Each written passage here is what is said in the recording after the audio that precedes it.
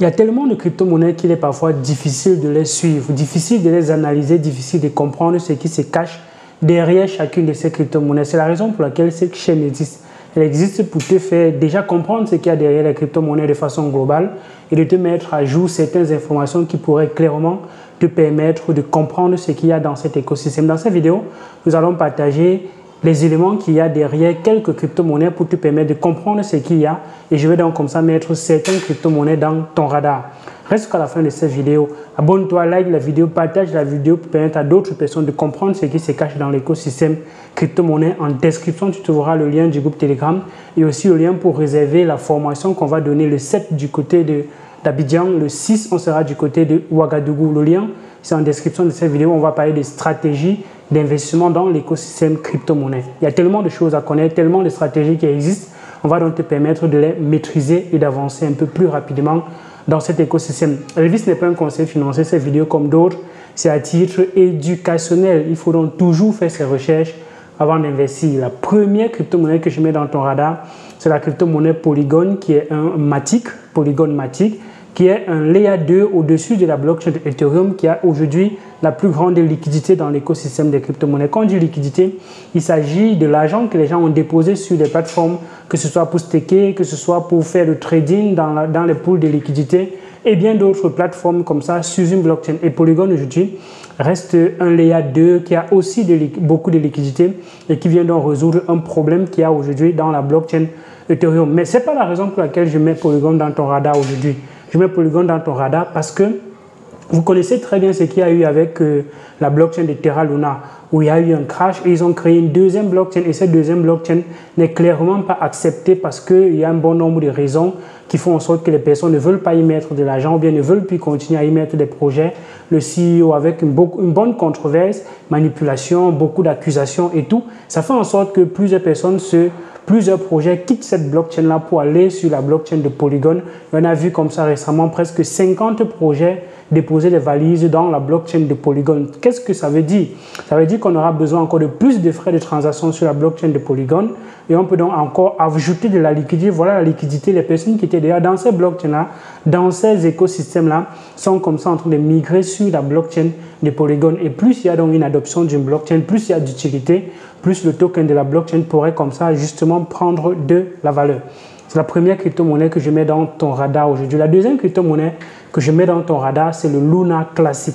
Le Luna Classic, c'est bien évidemment une crypto-monnaie qui est controversée aujourd'hui, qui a connu le crash qu'il y a eu avec le USDT. Mais pourquoi je mets cela dans ton radar? Tout simplement parce que le Luna Classic reste encore plus accepté par rapport à la nouvelle blockchain. L'ancienne blockchain reste encore plus accepté parce que plusieurs personnes n'étaient même pas d'accord qu'on fasse une deuxième blockchain. Clairement, il n'y aura plus de crypto-monnaies qui seront créées sur la blockchain de Terra Luna Classic. Les Luna ne seront plus créés et il y a plein d'indices qui vont forcément perdre de leur crypto-monnaie et ce sera donc comme ça en train de quitter, de réduire en circulation. Ça fait donc que la crypto-monnaie Terra Luna Classic peut-être s'apprécier parce qu'il n'y en aura plus et peut-être il y aura encore une adoption parce que plusieurs personnes n'acceptent pas la nouvelle blockchain et ils préfèrent rester sur l'ancienne blockchain. Donc voilà la deuxième crypto-monnaie que je mets dans ton radar. La troisième, c'est la crypto-monnaie JOS de la plateforme Tron. Tron, c'est une plateforme, c'est un écosystème avec un stablecoin qui est aujourd'hui un peu controversé parce qu'on estime que les stablecoins algorithmiques, ce n'est pas vraiment stable. Il y a beaucoup de manipulation à l'intérieur. On sait très bien ce qui s'est passé avec le UST. Et Tron a récemment perdu beaucoup de sa collatéralisation.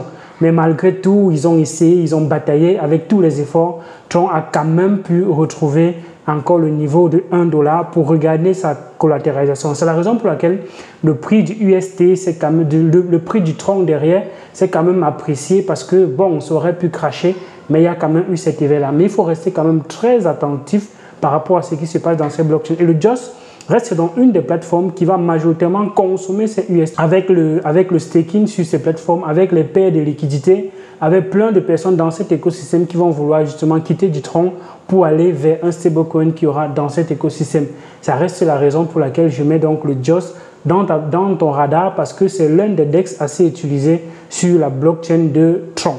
La quatrième crypto-monnaie que je mets dans ton radar aujourd'hui, c'est une sorte de Google de la blockchain. La crypto-monnaie Degraph a pour but d'utiliser les données, d'analyser les données sur la blockchain et de fournir des informations. Parce que les données et les informations, c'est deux choses totalement différentes. Ils vont utiliser les big data, l'intelligence artificielle et bien d'autres mécanismes comme ça pour utiliser les données et faire les recherches et faire la recherche comme ça sur la blockchain. On qualifie souvent Degraph comme le Google de la blockchain.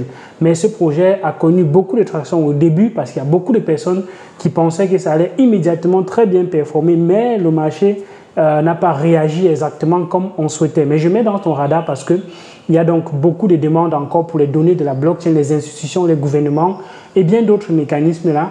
Et Degraph reste l'un des meilleurs projets quand il s'agit donc des données sur la blockchain. C'est la raison pour laquelle je mets Degraph dans ton radar. Tu me dis le projet dont tu penses être le plus excitant dans cette petite liste de crypto-monnaies que j'ai donnée. Tu me dis en commentaire de cette vidéo lequel de ces projets t'intéresse toi, ou bien s'il y a d'autres projets qui t'intéressent, tu me mets ça en commentaire avec les raisons pour lesquelles ces projets t'intéressent. Est-ce qu'il y a des mises à jour? Est-ce qu'il y a quelque chose de pertinent, de particulier qui va faire en sorte que plusieurs personnes puissent utiliser ces crypto-monnaies? Tu mets ça en description, en commentaire de cette vidéo. Like déjà, partage la vidéo et abonne-toi pour ne rater aucune des vidéos sur la chaîne Elvis Conjo. C'est une vidéo très flash et j'espère que tu aimes ce format. Tu me dis ce que tu penses également en commentaire. D'ici là, porte-toi bien. Il y a d'autres vidéos sur la chaîne Elvis Conjo. Ciao.